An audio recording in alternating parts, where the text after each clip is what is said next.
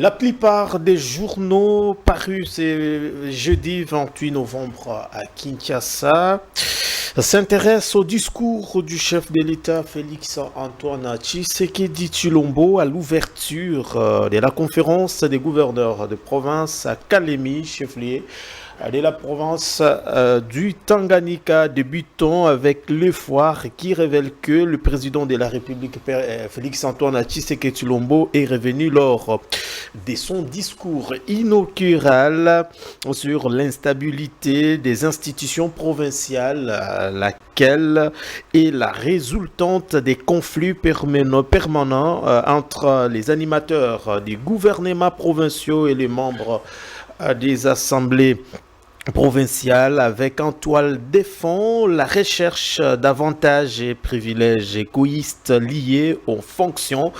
Ces quotidiens signalent que Félix Tshisekedi cite comme autre cause du blocage de la croissance de nos territoires l'insécurité, source des crises humanitaires, mais aussi la gestion opaque et une allocation adéquate des budgets d'investissement. Selon le phare, le président de la République fait savoir aux chefs des exécutifs provinciaux qu'ils seront désormais cotés en fonction de leur capacité à réaliser et à gérer des projets de développement dans le cadre de la deuxième phase de mise en œuvre du programme de développement de 145 territoires sur la même voie. Info 27 rapporte que le président de la République a mis en exergue l'importance d'une réflexion collective pour surmonter les obstacles au développement harmonieux des provinces. Dans les colonnes de ces quotidiens, Félix Tshisekedi a déclaré, je cite, « Nous avons le devoir, avec bienveillance et vigueur, d'accompagner à la fois le nouveau et les anciens gouverneurs dans les efforts pour assurer une gestion efficace et un développement équilibré de toutes les provinces. » Fin de citation. Dans leur mémorandum remis au président de la République, notre note la référence plus, les gouverneurs des provinces réclament entre autres la dotation conséquente et régulière en crédit d'investissement, le paiement régulier de la rétrocession et les frais de fonctionnement. Ces portails indiquent que ces chefs des exécutifs provinciaux ont également plaidé pour la mise en œuvre effective de la Caisse nationale des péréquations, répondant à chaud à la motion et au mémorandum des gouverneurs, poursuit ces tabloïds. Le président de la République a promis de donner des instructions aux acteurs concernés afin d'apporter des réponses aux doléances reformulées par les gouverneurs. Mesdames et messieurs, merci et bienvenue dans ces magazines des débats et analyses. Grande Tribune, nouveau numéro. Nous avons l'honneur de recevoir sur ces plateaux Marius Moubalama, analyste politique. Il nous fait l'honneur d'être avec nous. Cher Marius, bienvenue. Merci, monsieur les journalistes.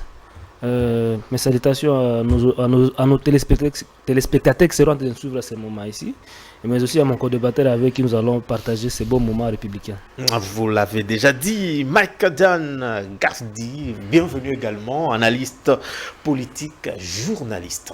Merci Daniel pour l'invitation. Bonjour à mon co-débatteur et aux téléspectateurs. Merci beaucoup. Alors, on constate son absence. Joseph Mbenza, cadre de l'UDPS, il peut nous rejoindre dans tout petit moment. Alors, au menu de notre débat constitutionnel, les politiques et les médias, révision ou changement de la Constitution. Une bataille médiatique. Quelle analyse faire de cette question, mesdames et messieurs? Je voudrais ici accorder la parole à monsieur Marc Cardi. Il est un journaliste. Jusqu'ici, le débat a été lancé par le président de la République. Sur le plan communicationnel, quel est l'impact de ces débats? Je crois que l'impact de ces débats, il suffit de constater que c'est la question qui cristallise l'attention de l'opinion, tant national qu'international sur la RDC maintenant, on a presque occulté les questions de développement, alors que pendant cette période, il y a quand même des choses qui se passent très bien. On aurait dû aujourd'hui discuter sur le vrai problème de développement, notamment la question autour de la conférence des gouverneurs. Mais la question de la Constitution est une question qui a presque prépondérance sur tout. Et donc, sur l'approche communication, il a imposé à la nation un débat, mais un débat dont le contenu, c'est encore Très vide. bien. Le contenu de ces débats est encore vide. La preuve, c'est qu'on est encore en train de prêter des intentions et spéculer un tout petit peu. Est-ce qu'il faut réviser? Il faut changer. Même s'il faut reconnaître que dans le rang de membres du pouvoir, il y a certains qui, sans se cacher, vont directement sur la question du changement. En l'occurrence, le secrétaire général Augustin Kabouya, qui, lui, ne mâche pas les mots et il va de manière directe. Mais la question, c'est aujourd'hui, est-ce que la dynamique et la révision ou la constitution ou le changement?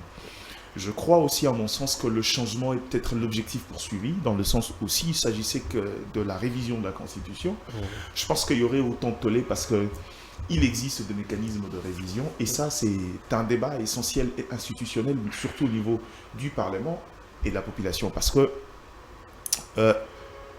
les révisions, on en a eu. En 2011, on a eu la révision. Il existe de brèches, notamment les deux chambres réunies en congrès pour certaines matières. Mais si on arrive à évoquer, en fait, si le mot référendum revient souvent dans la bouche, c'est parce qu'on veut aller vers les questions un peu plus cruciales et verrouillées, notamment par l'article 220. Et aujourd'hui, sur la question du changement qui devient de plus en plus une évidence, c'est bien que ceux qui nous ont imposé ces débats n'ont pas dit de manière claire qu'est-ce qu'ils veulent exactement. Mais je crois qu'aujourd'hui, chaque Congolais sait comprendre qu'on va vers le changement de la Constitution. Ben, on verra, je crois que c'est un bon débat, malheureusement, je l'ai toujours dit. Le débat sur le changement ou la révision de la Constitution est un débat essentiel et existentiel. Mais le malheur, c'est que la force de la manipulation et de l'orientation de la communication politique a fait de la Constitution, de tout ce qui est lié à la Constitution, un débat, un sujet tabou. Aujourd'hui, quand vous parlez révision de la Constitution, ça sonne mal dans nos oreilles. Pour le Congolais, c'est un tabou, c'est une question qu'on ne peut pas évoquer. Parce que d'une manière ou d'une autre, l'UDPS aujourd'hui subit peut-être le retour de flamme, on a passionné le débat et on a quitté l'objectivité sur la question de la Constitution. Or, ça fait 10 ans que je fais cet exercice sur le plateau, j'ai dit toujours que cette Constitution est calquée sur le modèle de la Constitution de la France de 2008. Même l'article 5 de cette Constitution, c'est exactement avec le même terme, avec le même texte, cette Constitution-là. Or, la France a évolué. La preuve, c'est que vous verrez qu'il y a un peu plus d'équilibre en termes d'institutions et dans le partage dans l'équilibre entre la trilogie du pouvoir. Donc, c'était une question qui, nécessairement, devrait être autour du débat, mais la question qu'on nous impose maintenant, et c'est là où maintenant la subjectivité intègre encore la question de l'opportunité. Est-ce que c'est le moment de pouvoir discuter sur la révision, le changement de la Constitution? Pourquoi l'avoir pas fait avant? Quels sont les éléments qui justifient le fait? Et ce sont des questions logiques et légitimes. Et je pense que là encore, le pouvoir ferait œuvre utile d'apporter un peu de pédagogie dans cette communication. Parce que quand vous voulez aller dans ces dynamiques-là, il faut éviter ce que nous on appelle en communication les anticatastases, des débats alambiqués. Il faut revenir avec des éléments solides pour améliorer la qualité du débat public et pour imposer un débat de fond. Il faut arriver avec des propositions. Il ne faut pas attendre que, c'est vrai, le chef l'a dit, une commission sera mise en place. Ça, c'est une commission extra-institutionnelle, c'est pour l'équilibre politique. Mais la commission technique devrait déjà commencer à travailler, exposer aujourd'hui, dire, écoute, nous, on pense, parce que c'est un projet porté par l'UDPS et le chef de l'État, nous, on pense qu'à tel niveau, ça bloque. Cette disposition de la Constitution, nous voulons proposer telle disposition et permettre à ce que les intelligences cogitent autour de la proposition. Merci. Et à la limite, on pourrait même apporter d'autres éclaircissements qui pourront bonifier les propositions faites avant d'arriver au contexte politique, notamment dans cette commission que lui veut mettre en 2025. Donc, c'est l'ensemble de ces histoires qui font que la communication autour de ces débats est presque un peu disparate parce qu'on n'a pas vraiment fixé l'opinion sur les vrais objectifs, sur les contenus, et ce qui fait que ça tire un peu dans tous les sens. Merci beaucoup. Alors, à vous également, cher Marius. Les débats est médiatique aujourd'hui, monsieur McCarthy l'a dit. Jusque-là, le débat n'est pas encore institutionnel, bien que le président de la République est en train de part et d'autre à sensibiliser. Nous avons vu hier le bloc sursaut national avec Délice Sanga sur terrain en train de sensibiliser. On se pose la question, jusque-là, on en est où? Alors, quelle est votre analyse en tant que politique? Comment vous trouvez le débat sur la révision ou le changement? Ouais, merci beaucoup pour cette occasion, encore une fois, que vous m'offrez, en fait, de réfléchir à la République. Ce qui est sûr est qu'aujourd'hui, la population dans son ensemble est unanime, sauf une frange de la population qui est dans le contexte de la jouissance, sont unanimes à ce que la Constitution reste intacte. Ouais. Pourquoi? Parce que pendant la campagne, le chef de l'État nous a dit ses priorités. Il a parlé en termes de la sécurité, en termes de l'unité et de la prospérité. Ce sont les trois éléments que le chef de l'État avait proposés aux Congolais. Et nulle part, il y avait la révision de la Constitution. La révision de la Constitution n'a jamais été une priorité pour le chef de l'État. Pour preuve, lors de son investiture en janvier, au-delà de ce qu'il a promis à la population, il a ajouté encore 6 engagements, n'est-ce pas? Dont l'emploi, il a parlé de la sécurité encore, il a parlé de la diversification de l'économie et sa compétitivité sur le marché, l'accès aux services publics et des autres engagements. Nulle part encore, il a parlé de la révision de la Constitution. Et donc la révision de la Constitution n'était pas dans son schéma. Et ce dont il a proposé, c'est ça ce que la population attend beaucoup plus de lui. La paix, la sécurité, le social. Et ce sont ces éléments-là qui feront en sorte que le chef de l'État Félix Antoine Tshisekedi reste cristallisé dans les mémoires collectives des Congolais. Les débats ici auxquels nous assistons avec passion dans le camp de l'IDPS, c'est un débat, n'est-ce pas, qui l'éloigne, n'est-ce pas, de ses objectifs, qui l'éloigne du bien-être de la population. Parce qu'il est le garant il est le garant. Vous parlez du président ou de l'IDPS apparemment? Je parle de l'IDPS. Okay. L'IDPS, le chef du parti politique, il a ses ambitions, tout ça, c'est tout à fait normal, monsieur Marius. Je dis ceci, c'est tout à fait normal s'il faut réfléchir comme vous, que l'IDPS tente à garder le pouvoir le plus longtemps que possible. Okay. Je suis d'accord, c'est l'objectif de tout parti politique. Mais pour rester au pouvoir le plus longtemps possible, ça n'a rien à voir avec la Constitution. Okay. La Constitution ne les lui refuse pas. Offrir à la population, n'est-ce pas, le social, le bien-être, de travail dans le sens de remettre le pays sur le rail du développement. Le peuple va, n'est-ce pas, va continuer à faire à l'IDPS, comment je dirais, à faire confiance à l'IDPS. Ça veut dire que le chef de l'État, il est en son dernier mandat, parce qu'il n'existe pas. Un troisième mandat, on ne peut pas parler d'un troisième mandat parce que ça n'existe pas dans la Constitution.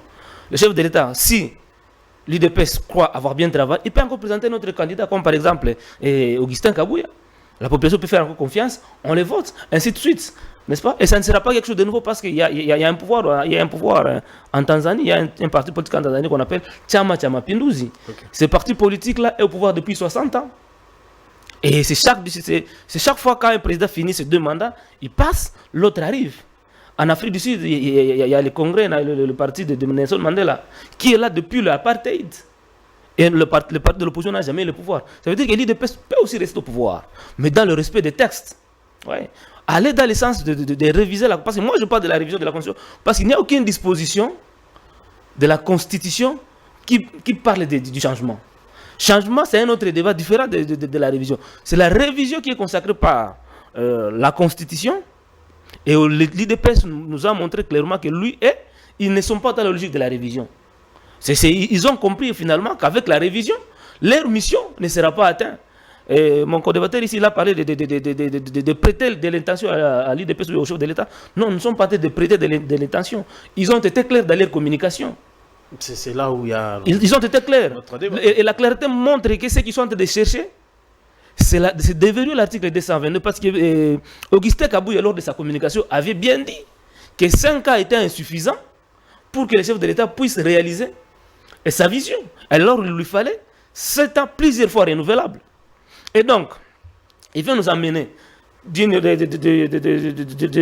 la République semi-présidentielle à la République présidentielle. Et ça, c'est tuer encore davantage la démocratie dans notre pays. Parce que nous savons le limite, n'est-ce pas, du régime présidentiel. Où nous l'avions déjà expérimenté, parce que nous avons déjà expérimenté presque tous les régimes. Avec Kasavubu, nous avions le régime parlementaire. On avait eu les limites. Comment est-ce qu'il y a eu le ping-pong entre Kasavubu et son premier ministre? Nous avions connu, n'est-ce pas, le pouvoir présidentiel avec Mobutu. C'était la dictature institutionnalisée. Et c'est là où encore on fait encore nous remettre. Donc nous voulons encore reculer 30 ans après. Et pourtant nous devrions évoluer. Pendant ce débat, le tenant de la révision, ils avaient commencé à nous exposer certaines dispositions de la Constitution comme motif. Ils ont brandi l'article 217, ils ont brandi l'article 218, ils ont brandi l'article 51, l'article 78. Et aujourd'hui, avec le débat du changement, tous les motifs qu'ils emphassaient tombent. Parce que contenu est totalement vide. Non, l'article 17 de 217, ça n'a rien à voir avec le changement. 218, aucune disposition de la Constitution donne au chef de l'État, n'est-ce pas, le pouvoir de changer la Constitution. Et surtout que, c'est qu'on a d'ignorer, parce qu'on est en train de chanter le changement de la Constitution. Mais les conséquences de ces changements-là, est-ce qu'on y pense? Est-ce qu'on passe aux conséquences de ces changements-là? Parce que nous avons, M. Félix Tshisekedi est président ici des élections. Son pouvoir, c'est un pouvoir constitutionnel. Il n'est pas venu ici du coup d'État, il n'est pas venu ici de la rébellion. Il a été élu, il y a eu passation civilisée du pouvoir.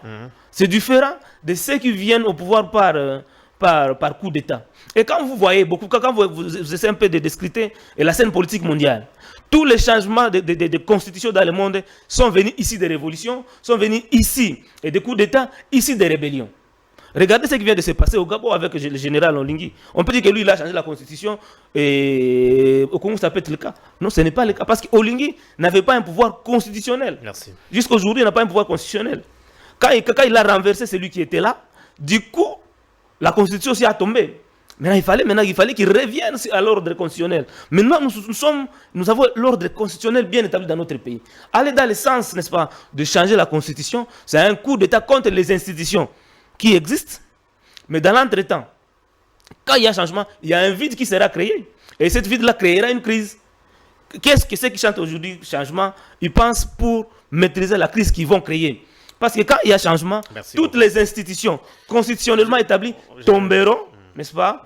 Et du coup, on gère comment le pays? Ce sont là les questions profondes aussi qu'il faut se poser. Parce que le changement, ça ne vient pas seulement comme ça au hasard. Parce que quand on change la constitution, directement on perd la crédibilité sur le plan national, international. Il faudra que certaines institutions au niveau de l'international puissent reconnaître encore la République qui sera créée.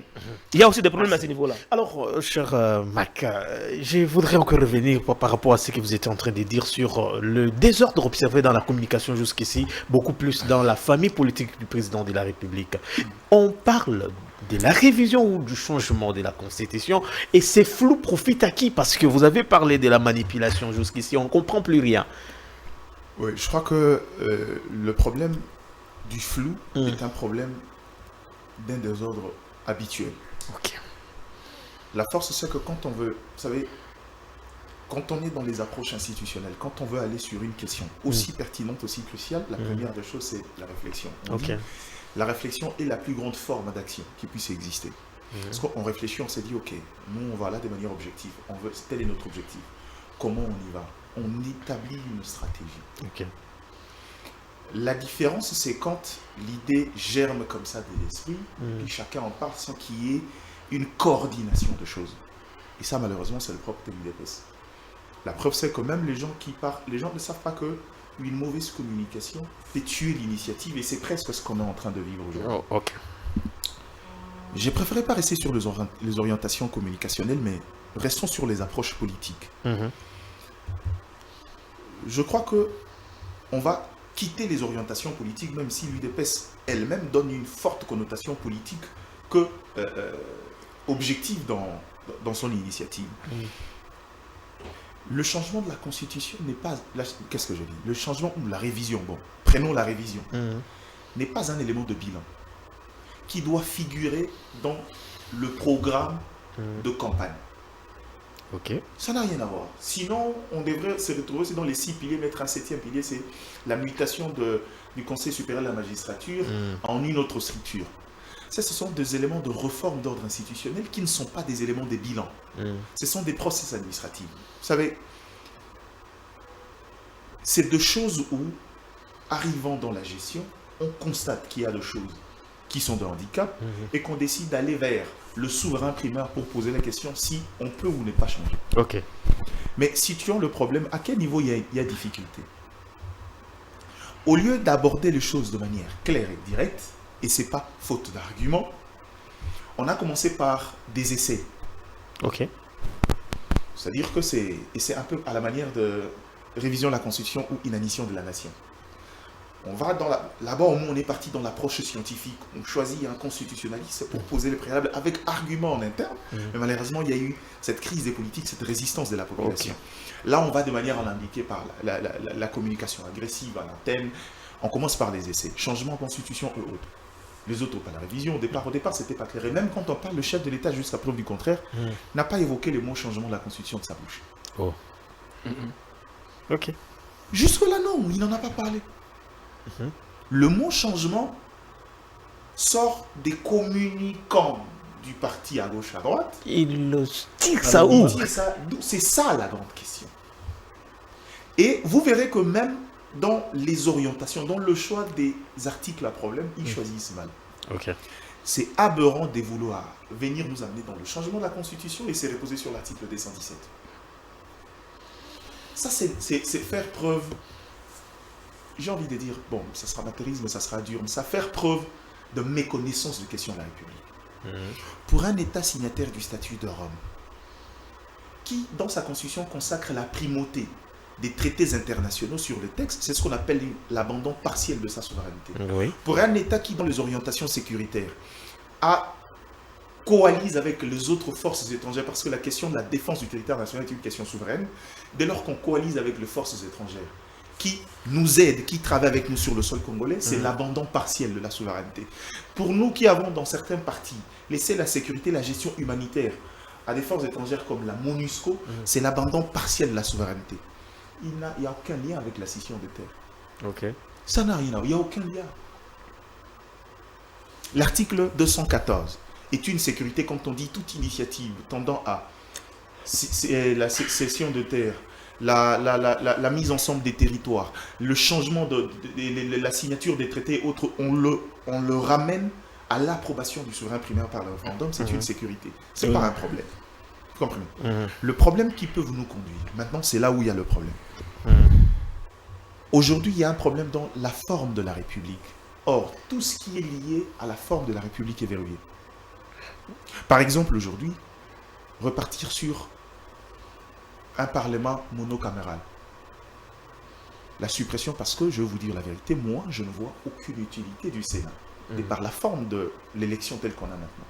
Parce que l'idée à la base du Sénat, et surtout par suffrage universel indirect, était de créer un critérium et en faire une chambre de sages. Ça veut dire que dans les critériums, il faut une certaine expérience pour accompagner la législation qui relève de la notion de la représentativité.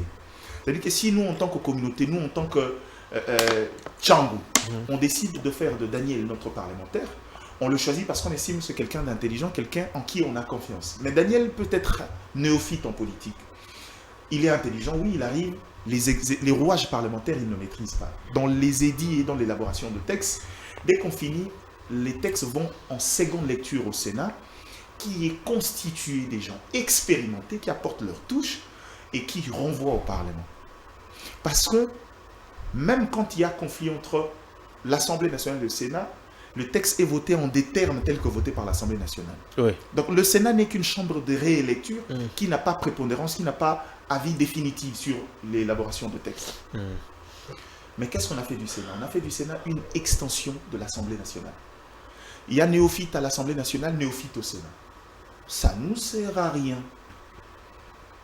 À moins qu'on change dans la loi électorale les conditions, les critériums pour devenir sénateur. Ok. Et en gros, c'est des budgets inutilement dépensés. Or, pour arriver à cette dimension-là, faut faire changer sauter l'article de ça. faut faire sortir certains verrous qui nous empêchent de toucher à la forme de la République. Je cite un deuxième exemple. On est dans un système tel que on élit le chef de l'État sur un programme, il nous présente un programme, mais son programme est exécuté par une majorité parlementaire qui peut ou ne pas être sa majorité.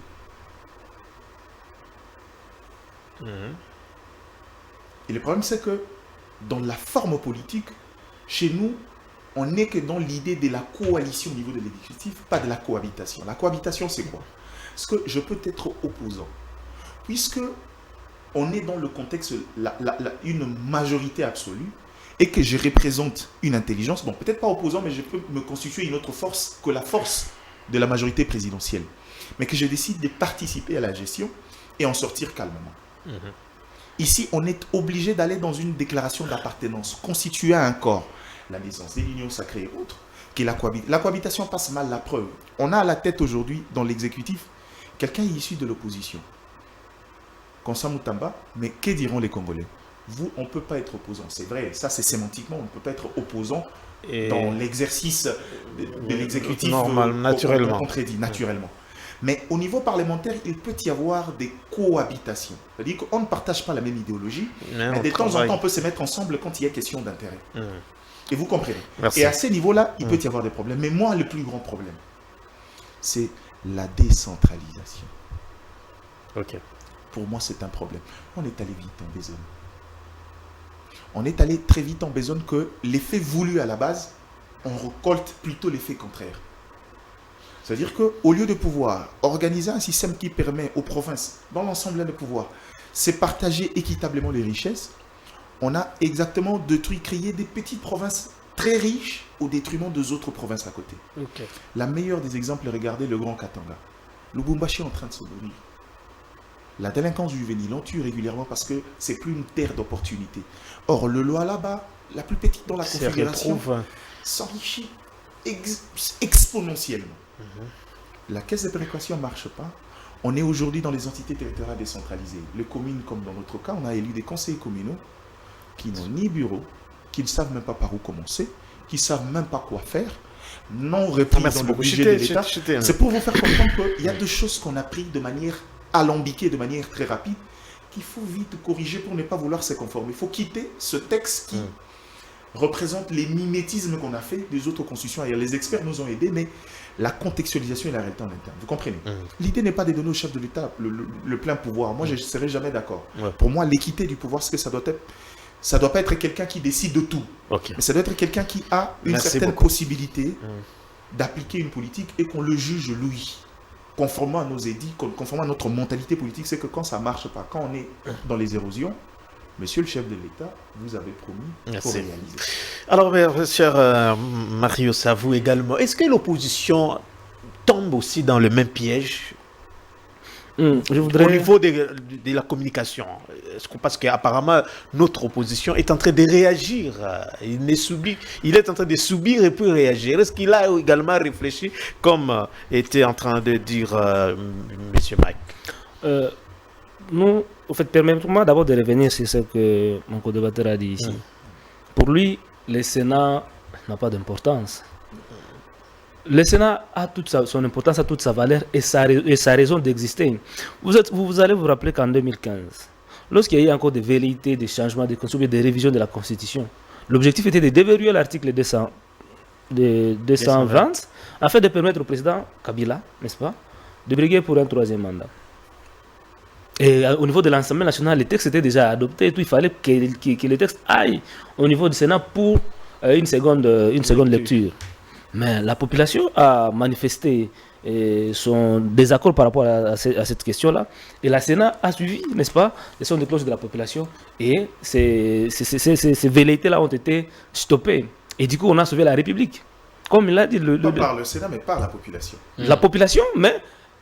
Le Sénat, ils ont compris parce que malgré que la population avait décrié, on pouvait faire le passage par force. À ce niveau-là, le Sénat sauvé en faisant quoi? Parce que à ce niveau-là, en rejetant. l'Assemblée a primauté sur. Voilà. Non, mais le Sénat avait rejeté, n'est-ce pas, le texte proposé, adopté, qui était déjà adopté au niveau de l'Assemblée nationale. Donc toutes les institutions ont chacun sa valeur. Seulement, le problème que nous avons dans notre pays, c'est le problème de respect des textes.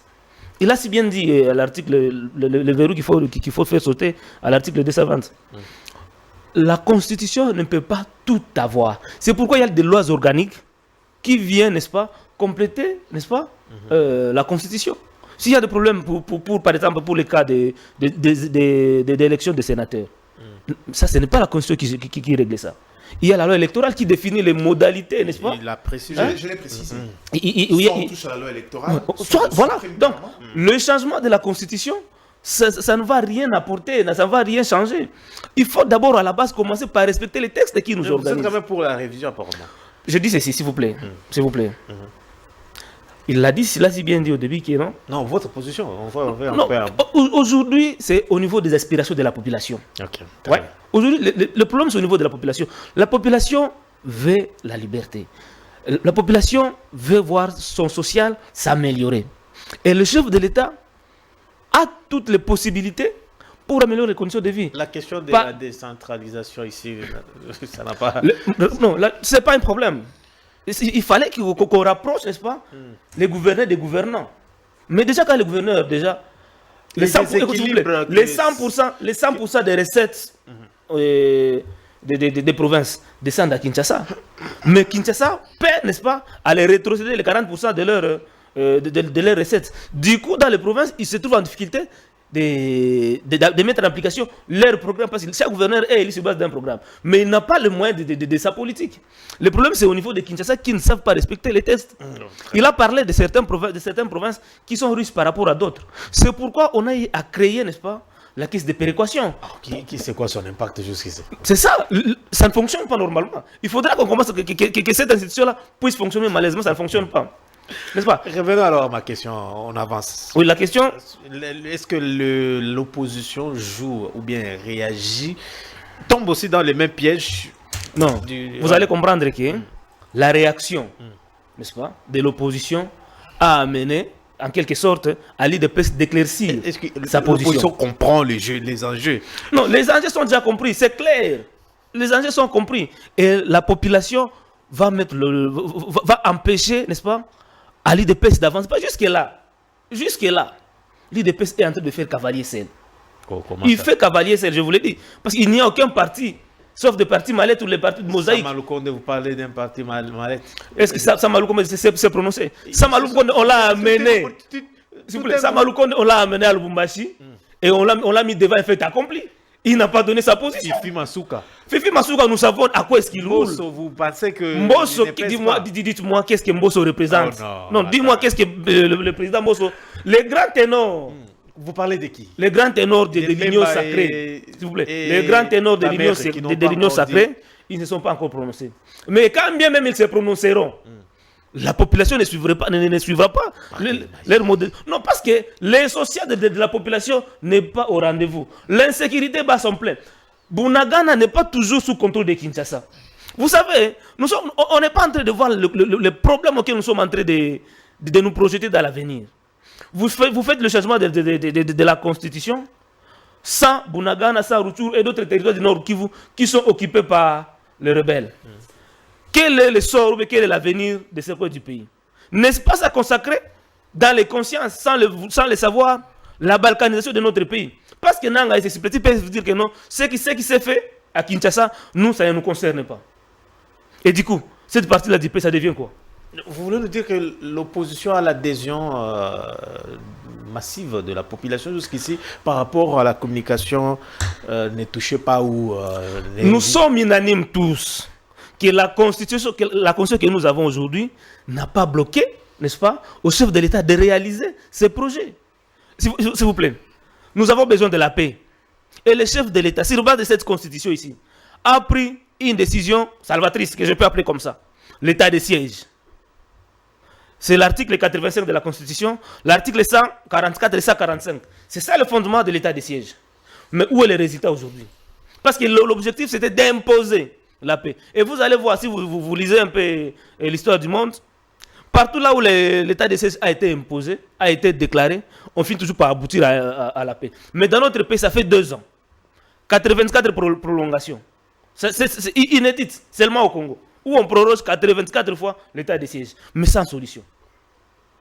C'est là qu'il y a le problème. La population, il n'a pas besoin de ces changements-là. Et même les gens de l'IDPS sont en train de le dire. Même si on changeait la constitution, ça ne va pas affecter le bien-être de la population. Ils l'ont dit. Maintenant, vous le faites pourquoi? Et vous le faites pour quel intérêt? L'objectif ultime de tout gouvernement, c'est de mettre en place des politiques publiques qui ont pour conséquence d'affecter sa population positivement. Mais aujourd'hui, ce n'est pas le cas. J'ai suivi la communication à Kalemi, disant que le gouvernement ne saura pas créer de l'emploi pour tout le monde. Il faut qu'il y ait des entreprises. Mais on nous a vanté ici que le gouvernement de Soumis va créer 6 millions d'emplois pour les Congolais. 60 millions. 6 millions. 60 000 emplois. 60 000 emplois. Mais jusqu'à aujourd'hui. Je dis 600 000 pardon. Ils sont maintenant coincés. Ils ne savent pas réaliser la promesse. Pourquoi? Parce qu'ils ont oublié l'essentiel. L'essentiel, c'est de créer, n'est-ce pas? À ce niveau-là, vous créez un raccordement. 600 000 sur une population de 180 millions. C'est rien. Film, non? Ça veut dire que ça ne sera pas fait. Ça sera fait, mais pas pour tout le monde. Vraiment. Non, c'est pour dire quoi? C'est pour dire quoi? Les sociétés de la population, ils ne sont pas en train de l'atteindre. Mais ils sont en train de se fier sur un objectif égoïste. Parce que se maintenir au pouvoir, ça ne sera pas pour l'intérêt de la population. Parce qu'ils vont faire 10 ans. Est-ce que pour que Félix Tshisekedi puisse s'éterniser au pouvoir, il faut qu'il change la constitution? C'est ça que j'ai dit ici. J'ai donné l'exemple de Tchama Pinduzi. Tshisekedi, il a 2 mandats, ce qui fait 10 ans. C'est suffisant. C'est suffisant pour un individu, n'est-ce pas, de donner le meilleur de soi. Regardez tous les présidents qui ont fait 30 ans au pouvoir. Qu'est-ce qu'ils ont donné de meilleur? Regardez aujourd'hui Paul Biya au pouvoir. Qu'est-ce qu'il a fait de son Cameroun? Vous comparez Paul Biya et la RDC. Il n'y a rien au Cameroun. Mobutu a fait 32 ans au pouvoir. Qu'est-ce qu'il a fait? Et quand vous regardez bien, un journaliste l'avait dit sur le plateau ici, c'est dans les 10 ans de Mobutu, dans les 10 ans d'accession du pouvoir, par Mobutu, qu'il a réalisé des grands projets. Mais au-delà de 10 ans, rien de réalité n'a été réalisé. Et donc, le changement de la constitution, ça ne va affecter à rien le bien de la population. C'est là que nous sommes. La population a besoin de la liberté, je l'ai dit, a besoin de la sécurité, a besoin de l'eau potable, a besoin de l'école, des écoles, a besoin que la gratuité soit une réalité, la gratuité de l'enseignement soit une réalité partout, et l'enseignement de qualité, la gratuité des soins de santé, que ça soit une réalité. C'est là que, si on arrivait à donner ça à la population, M. Tshisekedi va rester cristallisé dans la mémoire collective des Congolais. Mais ce débat ici, des révisions de la Constitution, d'ailleurs déjà à l'IDPS, ils sont en train de se contredire chaque jour. Merci. Avant ils parlaient de la révision, ils ont compris qu'avec la révision, ils ne vont pas atteindre leur objectif. C'est ainsi qu'ils sont allés vers le changement. Et ces changements-là, la République n'a pas de moyens. Parce qu'il faut aussi parler en termes de moyens. Parce que les élections seulement nous ont coûté plus de 1,3 milliard de dollars. Et si on arrive en 2028, il n'y a pas les moyens, Félix Tshisekedi reste au pouvoir. Il reste au pouvoir par quel mécanisme? Et pourquoi ne pas avoir les moyens pour organiser les élections? Parce que ça... non, pourquoi ne pas avoir le moyen? Parce que gouverner, c'est prévoir, et on sait qu'à chaque 5 ans, il faut qu'il y ait des élections. D'où est-ce qu'ils vont tirer l'argent pour organiser les référendums? Et ils sont en train de faire comme l'a dit mon co-débatteur ici, ils se sont appuyés sur 220, sur 217 pour demander le changement. Ils n'ont pas cru ils n'ont pas su que ce n'est pas 220, 217 qui appellent au changement, qui appellent au référendum. C'est plutôt les 214 qui appellent au référendum populaire. Alors, je voudrais revenir encore sur la même question. Comment vous trouvez l'opposition? Est-ce que l'opposition, apparemment, on ne comprend plus rien. On a une opposition des réseaux sociaux. C'est quoi l'impact jusqu'ici? On comprend les stratégies communicationnelles. Qu'est-ce qu'il faut, messieurs? J'ai dit ça au départ, les gens ne m'ont pas cru. Je pense que la plus grande force de Tshisekedi, c'est la faiblesse de l'opposition. Ok. C'est sa plus grande force. Parce que je dis toujours aujourd'hui, il y a suffisamment d'éléments, même en technique de manipulation ou en raccordement frauduleux, il y a suffisamment d'éléments pour pouvoir s'attaquer à lui, s'en prendre à lui. Mais la vérité aussi, c'est qu'aujourd'hui, l'opposition, genre, est-ce que je joue le jeu? Non. L'opposition est devant un mur, en fait. Ok. C'est pourquoi je dis, des parts et d'autres, il faut éviter de parler de la population maintenant. Oh, comment ça? autant qu'on interdirait au pouvoir de dire la population avec nous, autant on interdirait à l'opposition de dire la population n'en veut pas. Mais qu'est-ce qu'on devait faire? Non, mais justement, devait faire non, quoi? mais regarde. Si c'est lui-là qui va même devant, à la limite, des 100 000 personnes, dit je veux changer la constitution, des 100 000 personnes applaudissent, disent oh que ouais, c'est lui qui est devant 20 personnes ou 500 personnes. Si vous voulez aller sur cette balance-là, on risque de s'embrouiller, il n'y a pas match.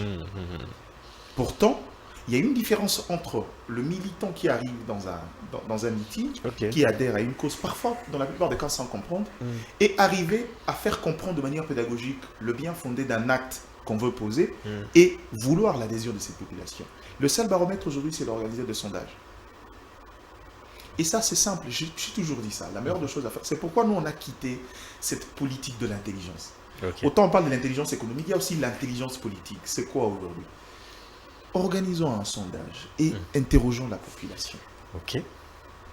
Je sais qu'on est habitué à une forme de sondage, c'est l'opposition, c'est quand je sors, le nombre de personnes que j'arrive à faire adhérer justifie la réaction de la population. C'est bien, mais c'est toujours des échantillonnages. Et on peut comme ça aller de manière progressivement, on prend échantillon par échantillon. Et c'est pourquoi vous verrez qu'à la fin des comptes, le référendum sera le seul baromètre pour définir si la population en veut ou n'en veut pas.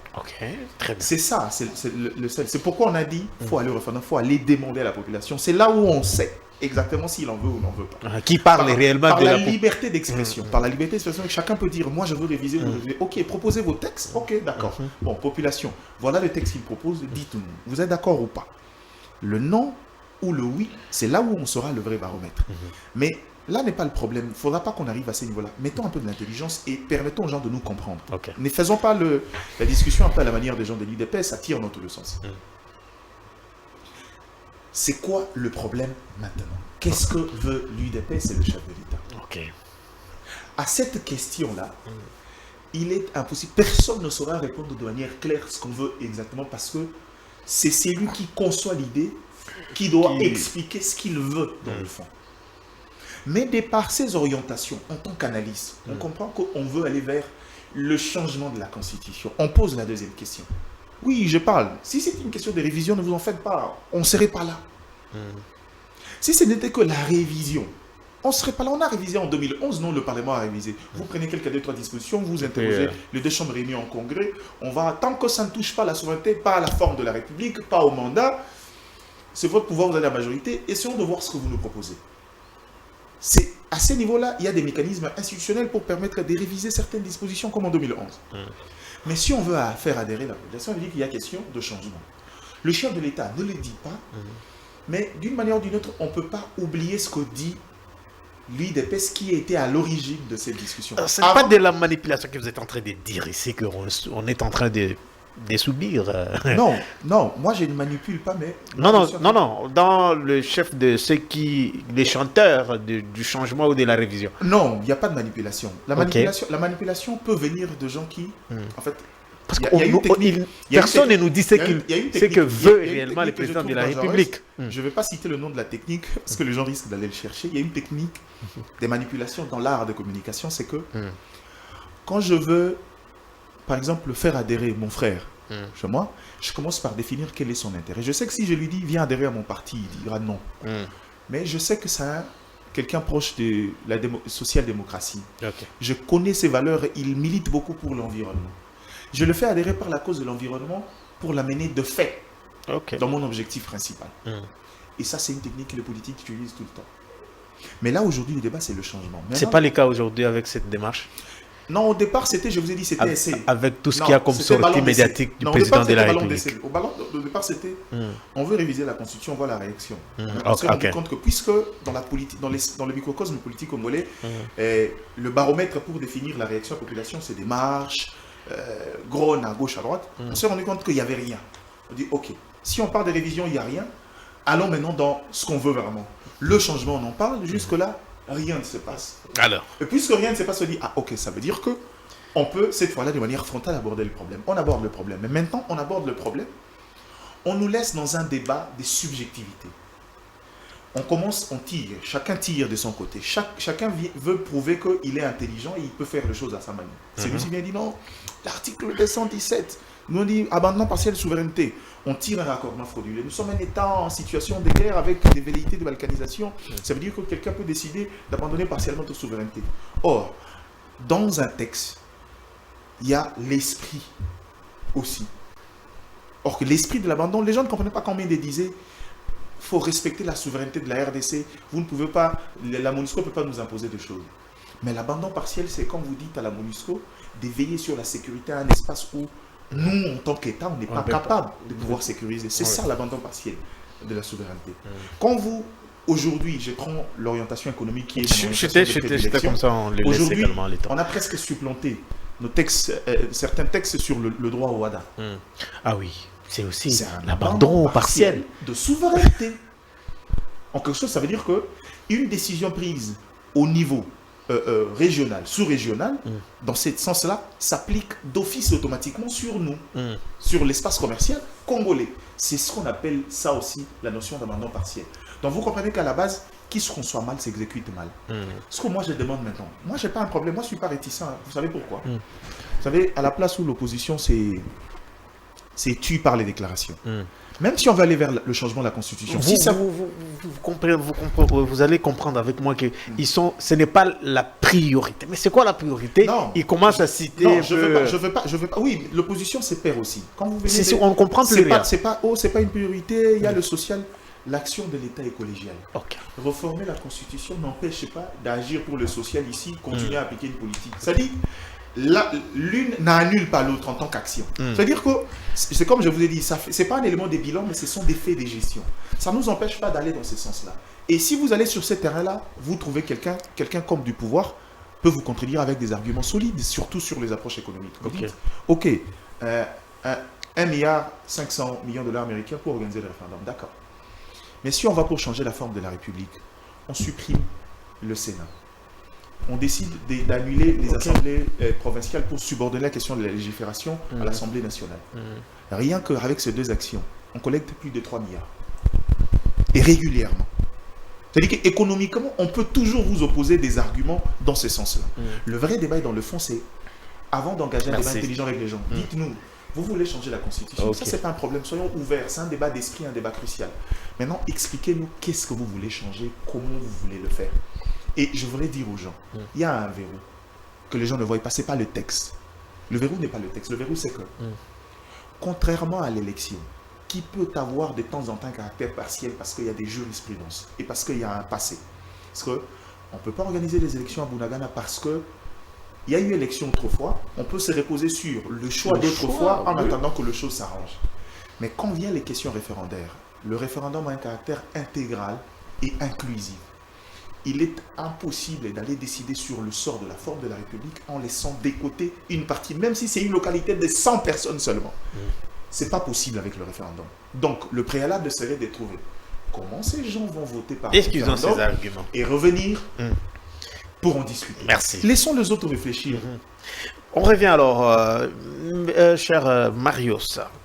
Aujourd'hui, c'est les messages véhiculés par le média. Quel rôle aujourd'hui pour le média dans ces débats? Les rôles de médias dans ces débats. Comment vous trouvez jusqu'ici les débats? Est-ce qu'il y a-t-il de la manipulation ou Non, il y a des débats pas contenus. Il y a de la manipulation déjà dans ce débat par l'interprétation erronée des dispositions de la Constitution, comme venait de l'évoquer mon frère ici. Vous savez que la question des territoires, c'est une question très capitale, très cruciale pour la vie d'un pays et d'un peuple. Tous les conflits qu'il y a dans le monde aujourd'hui, regardez ce qui se passe dans la bande de Gaza, ce sont des conflits liés aux terres. Et aucune population, aucun Congolais aujourd'hui ne peut concéder une portion de notre territoire. Même s'il est ivre. Même s'il est ivre à un autre peuple. Et l'article 217, nulle part, cet article-là, parle de la cession du territoire. Nulle part. La souveraineté, pour moi, c'est la capacité qu'a un pouvoir, n'est-ce pas, de régler ses propres problèmes à l'interne sans suivre les dictats, n'est-ce pas, de l'extérieur. Sauf dans les cas où il y a l'abandon partiel de cette souveraineté-là dans différentes matières. Il l'a bien expliqué, je ne vais pas revenir sur ça. C'est là qu'il y a le problème. Et l'article 217 n'appelle pas au référendum. N'est-ce pas? N'appelle pas si on veut toucher à l'article 217, c'est même le Parlement réuni en congrès, ils peuvent modifier cette disposition. Mais la modification de cette disposition, ça nous amène aussi à quitter les organisations régionales et sous-régionales. Parce que d'une autre manière, ça organise, ou bien ça facilite notre accès dans d'autres organisations. Aujourd'hui, aucun pays... C'est pas peut-être un discours politique. C'est là que nous parlons de la manipulation. Maintenant, il y a l'article 214. C'est là, mon frère l'avait déjà évoqué, c'est là qu'on évoque, n'est-ce pas, la disjonction du territoire, la cession du territoire. Et le pouvoir revient au chef de l'État. Parce que c'est le chef de l'État qui engage, n'est-ce pas, les pays à travers les traités. Et avant qu'il y ait cession, il faut qu'il y ait une loi qui organise, une loi organique, selon l'esprit de l'article 217, qui organise la modalité de cette cession-là. Et soumis au référendum. Et cette loi-là doit être soumise au référendum. Tu vois? Mais ils ne sont pas en train d'évoquer ici. Et si, parce que les articles de la Constitution sont interdépendants, ça se complète. Et si il arrivait qu'on cède une partie de notre territoire, sans qu'il y ait cette loi-là et l'approbation populaire, donc le référendum populaire, il y a l'activation de l'article 260 qui parle de la haute trahison. Les cas que nous avons aujourd'hui au pays, Bunagana, Rutshuru, ce sont des territoires qui ne sont pas cédés. Par conséquent, ils sont envahis par l'armée, par les armées rwandaises et les forces de l'AFC. L'AFC et M23. Quitte au gouvernement de Kinshasa de travailler, de se battre pour récupérer nos territoires. Ouais. Ces territoires-là ne sont pas cédés. Ce sont des territoires qui nous appartiennent. Et nous devons nous battre. Nous devons nous organiser pour que ces territoires-là puissent nous revenir. Parce que s'il faudra parler du changement de révision et consorts, moi je pense qu'il faudrait d'abord rétablir, n'est-ce pas, l'autorité de l'État sur toute l'étendue du territoire. Mais on l'a dit, est-ce que ça empêche que l'armée puisse faire son travail? Est-ce que ça empêche que... Vous ne pouvez pas... Je ne veux pas reprendre ce que mon co-débatteur a dit. On peut réfléchir alors que l'armée est en train de travailler. Non, c'est aberrant, n'est-ce pas, d'aller, n'est-ce pas, dans ces débats ou dans ces combats de révision et de changement de la Constitution pendant que nous sommes en guerre. Parce que pour récupérer nos territoires, il faut nous battre. Maintenant, vous allez poursuivre combien de combats au même moment? C'est là qu'il y a le problème. Et donc, le chef de l'État aujourd'hui, en tant que garant de la nation, qu'il unifie le pays, qu'il rétablisse l'autorité de l'État sur toute l'étendue du territoire. Parce qu'on nous disait, il a été dit, que plusieurs territoires où Nanga est entré, il trouvait le terrain était vide. Il n'y avait pas l'armée, il n'y avait pas la police. Il y a Nanga n'a pas de territoire. Nanga est dans des espaces occupés par les M20. Et il faut faire le tour du Congo. Il y a des endroits où vous passez, vous pouvez circuler des kilomètres et des kilomètres sans avoir un poste de police. Ça, c'est un problème. Donc, l'unité du pays aujourd'hui est très cruciale.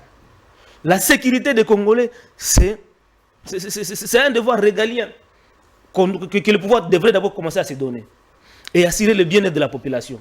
Le reste, le débat ici, n'est-ce pas, qui est aujourd'hui passionné. J'ai suivi quelqu'un sur les réseaux sociaux dire que l'article 217 prévoit que nous puissions céder 300 km à des pays voisins. Vous comprenez l'interprétation qu'on donne à nos mamans pendant l'église? Qu'on peut céder? Alors que la Constitution ne dit pas tout ça. Et cela, la justice est en train de suivre ça, sans rien dire. La démocratie. La démocratie ne veut pas dire qu'il faut mentir. Hein? Qu'il faut dérouter, n'est-ce pas? Il y a un problème de mensonge, il y a un problème de mauvaise interprétation. Non, parce que... Juridiquement, vous le savez bien, c'est deux concepts très différents. Oui. Non, donc c'est à ce niveau-là. La manipulation devrait être combattue. On retient quoi? On retient quoi aujourd'hui? On retient, pour moi, c'est que il n'y a pas opportunité. Il n'y a pas opportunité. Il n'y a pas opportunité. Il n'y a pas opportunité de changer la constitution. Sinon, aller au changement, c'est un coup d'État contre les institutions qui sont constitutionnellement établies. Donc le message qu'il est erroné, ne tient pas debout. Non, le message, en fait, les motifs qu'on a avancés pour les changements sont les mêmes motifs qu'on a même pour la révision, qu'on avait évoqués pour la révision, ce sont les mêmes motifs qu'on évoque pour les changements. Et surtout que la Constitution ne prévoit pas les modalités de son changement. Et ne donne à aucun Congolais le pouvoir d'appeler au changement. Aujourd'hui, pour de ne pas parler au nom de la population, mais aller interroger cette même population sur les sorts. Parce que c'est lui les souverains. Pourquoi ne pas interroger la population sur leur devenir de demain, sur leur social? Demander si... Mais on ne comprend plus rien. Votre souci, c'est quoi? C'est que Félix ne soit plus au pouvoir ou quoi? Non, c'est pas que Félix ne soit pas au pouvoir. Vous êtes sûr que... Le président Tshisekedi est à son dernier mandat, qui travaille pour le bien de la population. Après, il va laisser le pouvoir pour quelqu'un d'autre qui sera en train d'arriver. Merci beaucoup. Alors, à vous également, comment vous... Oui, mais je crois que ce qu'on faudra retenir, c'est qu'on est une république. La question de la Constitution est une question cruciale. Très bien. Parce qu'aujourd'hui, les gens le disent peut-être pas assez, la Constitution est l'arc-bouton et la charpente de chaque politique de développement. C'est vrai, il y a des lois qui encadrent après, mais c'est la base. Et aujourd'hui, pour moi, je crois que c'est un débat d'intelligence. Je dirais comme tous les autres, cette classe d'élite, quand on est élite congolais, les gens qui s'intéressent de près sur la question de la RDC, tout le monde sera unanime que cette Constitution mérite d'être bonifiée. La question, c'est maintenant, c'est des prismes politiques. Aujourd'hui, on a presque personnalisé. On dit, bon, écoute, l'intention, c'est que Tshisekedi veut s'éterniser au pouvoir. Oui.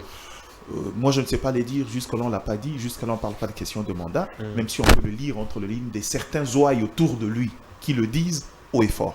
Mais maintenant, la question, c'est, si on veut changer, nous, on n'a pas un problème. On est une république.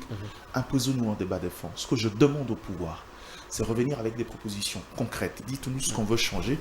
Nous donner le temps de réfléchir sur le contenu de ça et voir à la limite possible si comment est faisable. Parce que moi, je crois que l'une des raisons qui justifie ce concept non constitutionnel de changement, c'est parce que sur des questions de forme de la République, on a tout verrouillé. Or, quand la Constitution ne prévoit pas des mécanismes de modification encore de changement, de retouches, ça veut dire que il prévoit en lui-même ces mesures d'autodestruction. Donc, ce qui fait que quand ils veulent aller sur l'approche-là, c'est des questions qui ne sont pas permises dans la Constitution. Donc, est-ce que vous craignez qu'on risque de revivre 2016, 2017, non, 2018? Moi, le problème, c'est que la crainte, c'est que la différence... Cette crise que M. Marius l'évoquait... Mon regard est peut-être différent des politiques. Pourquoi? Les politiques savent qu'aujourd'hui, changer la Constitution, c'est remettre à zéro l'ordre constitutionnel. Ça veut dire que à Tshisekedi, vous donnez encore le droit de se représenter une ou deux fois si on garde la forme, c'est-à-dire un mandat d'une fois renouvelable et une seule fois, mais vous lui donnez encore la possibilité de revenir et ça créera encore un précédent fâcheux. Chacun viendra toucher la Constitution quand il arrive à la fin.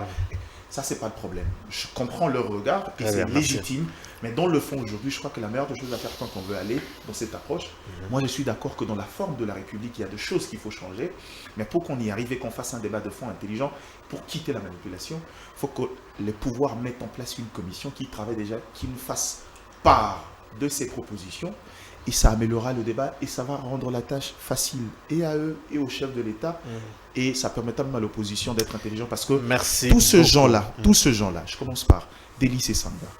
Martin Fayulu d'ailleurs l'a fait de manière implicite parce que quand il a été élu, il a signé un accord pour dirigera 2 ans, après 2 ans il va céder. Ce qui veut dire que vous changez la forme de gouvernance, c'est déjà une forme de révision de la Constitution. C'est Sanga n'a pas mâché les mots, donc je crois que tout le monde sait que ça doit se faire, mais ne nous emmenez pas dans un débat d'enfant, débat subjectif, donner le contenu, qu'est-ce qu'on veut changer, pourquoi et où on veut aller. Merci beaucoup à vous également, cher Marius. Votre dernier mot, je sens que vous avez quelque chose à ajouter parce que vous avez... Non, moi ici, comme vous me présentez toujours, je suis un défenseur du bien-être de la population. Tant que le bien-être de la population n'est pas au rendez-vous, nous serons toujours là pour discuter. Le changement de la Constitution, la révision de la Constitution ne va rien apporter au bien-être de la population. Merci. Commencez d'abord par respecter les textes qui nous régissent. Donnez aux provinces leur rétrocession. Que la caisse de péréquation puisse travailler. Et c'est là, quand vous vous rapprochez de la population, de par les actions que vous allez mener, la vie va s'améliorer. À Kinshasa, la vie elle est devenue intenable. Le déplacement, c'est tout un problème. Qu'est-ce qui empêche au gouvernement de mettre en place les trains urbains? Ça existe, mais on peut encore en créer d'autres. Et cela va alléger la tâche. Comment ne pas, n'est-ce pas, créer d'autres villes? Parce que Kinshasa est occupé jusqu'au jour d'aujourd'hui à 23%. Les 7% sont inoccupés. Merci beaucoup. Pourquoi merci. ne pas Merci amener la beaucoup, population de ce monsieur pays-là Marius, pour toujours améliorer la qualité de la vie? Très bien. Merci à vous deux pour avoir accepté notre invitation, chers messieurs. Mesdames et messieurs, merci d'avoir suivi ces magazines. Retrouvez Danzang demain à la même heure. D'ici là, portez-vous bien. Au revoir.